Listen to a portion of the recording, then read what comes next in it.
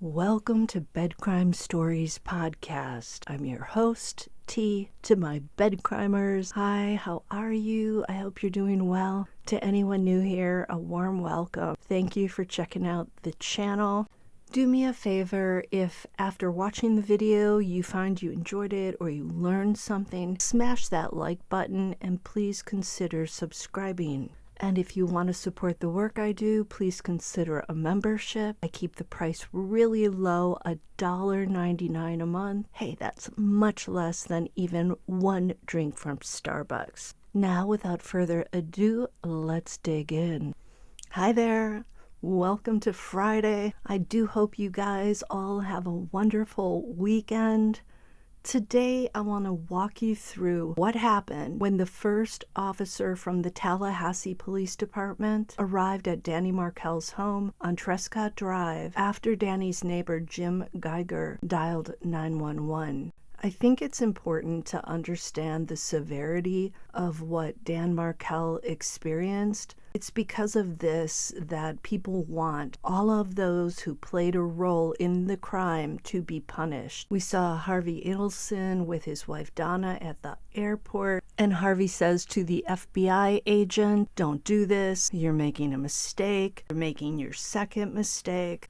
Well, it's quite clear that the only mistake that was made in this case is that Charlie Adelson, likely Donna too, I say likely because she hasn't been convicted yet, and who the heck knows who else in the family, allegedly decided to do Dan Markel in to destroy him. This is what the mistake was. And I think we all want to see every single person who played a role in that crime charged, convicted, and punished. The first officer to arrive at 2116 Trescott Drive was Tallahassee Police Sergeant David Sims. Danny Markel's neighbor, Jim Geiger, flagged Sims down and directed him straight to Danny's garage. As Sims entered the space, he noticed Danny's black Honda Accord was running. However, the doors to it were locked. Secure inside was Danny Markel. He was slumped over in the driver's seat. He was breathing rapidly and gasping for air. Surprisingly, Danny's left hand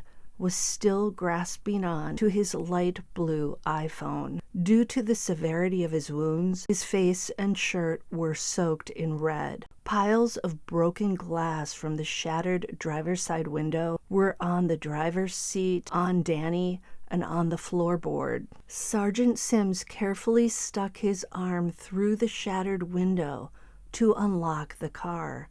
Sims then entered the Honda through the passenger side. On the passenger seat, there was a white towel. A large, deep red spot had seeped into one of its corners. That likely was Danny's towel from his workout at the gym that morning. Sims reached over to pull the keys out of the ignition. This is when he spotted one half of Danny's broken eyeglasses. In the glove compartment, Sims found Danny's well-worn leather wallet. It contained $68 in cash and 20 credit cards. A lot of credit cards.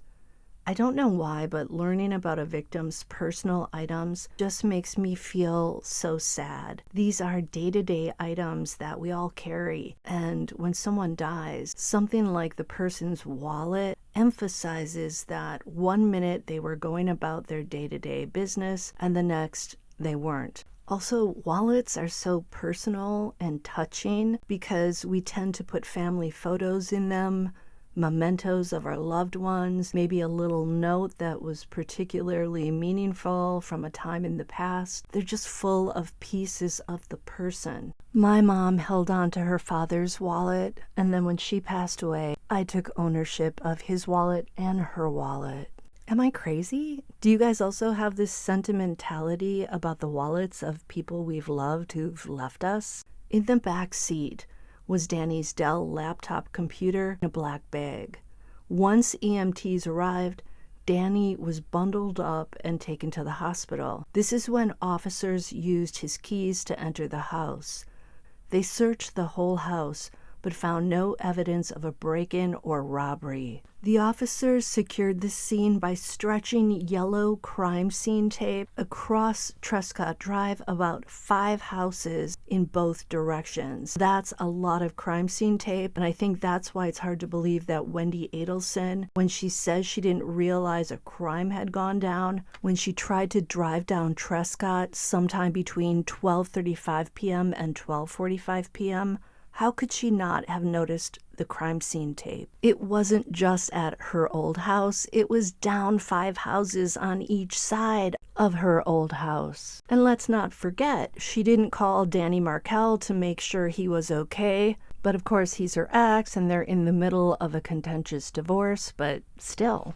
She also didn't call the daycare to make sure that her kids were okay. Yes, she knew they were supposed to be there, but wouldn't you want to double check when you see crime scene tape?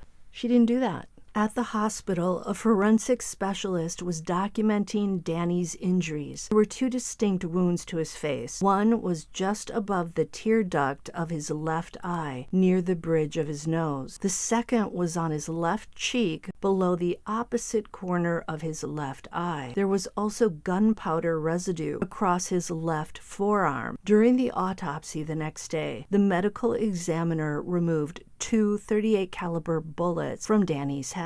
The medical examiner concluded both had been fired from just 18 to 24 inches from Danny's face. The one from the cheek injury was actually lodged in the soft tissue below his left ear canal. The medical examiner was certain that Danny was still conscious after being struck by that first projectile, and this is because he reflexively raised his left arm when that first object struck his face, along with a shard of glass that was embedded in his cheek. Also, this would explain the residue on the left forearm, which was likely left there when the weapon was fired a second time. In the medical examiner's opinion, the first wound, although serious, would not have been fatal. It was the second projectile which tore through the brain and was found in the back of the skull that led to Danny's death. Had Sigfredo Garcia left the one wound, Danny would likely have lived to tell. But of course, Garcia wasn't taking any chances. It sounds like once the medical staff saw the damage to Danny's brain, they made him comfortable, they hooked him up to a mechanical ventilator, and they allowed nature to run its course. I'm sure they were hoping that he would live long enough for his parents to arrive from Canada so that they could have a chance to hold his hand, tell him how much they loved him, and say goodbye. Sadly, Danny passed away around 1 a.m., long before his parents were able to arrive. And actually, I made a mistake there. His father, I believe, was in the U.S. at the time of the crime, but he still wasn't able to fly there fast enough to say goodbye to Danny. I think these injuries really drive home how heinous and egregious this crime was. By the way, did you know that Katie McBanoa also dialed Harvey Adelson's phone? I'll tell you about that in another video. Until the next time on Bed Crime Stories.